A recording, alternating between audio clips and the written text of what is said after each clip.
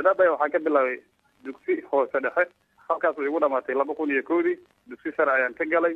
2005 ay igu dhamaatay 2006 2007 waxaan u wareegay Nairobi oo aan waxbarasho u tagay waxbarashadii kadib gaarsan dib ugu soo laabtay aan waxbarashadii haddana hore iga sii watay Nairobi ayaan ku laabtay jaamacadda halkaas ka galay jaamacadda kadib 2011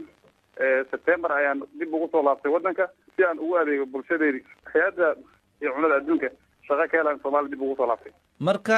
Cabaasow baraha bulshada ayaan fiirinaysaa kay dad badan waxay ka hadlayaan nin horey qaxooti ugu ahaan jiray oo Dadaab ku sugnaa oo haatan xildhibaan noqday wallahi waxay xusuusaysaa qofka resident siduu yahay nin Dadaab ku koray nolosheeda dabcan waad ka fikirtaa nolol saalan ma ahayn haddii aad meeshii fursad u heshay dadaan xilin aad wax u soo baratay dalkaaga aad dib ugu soo laabatay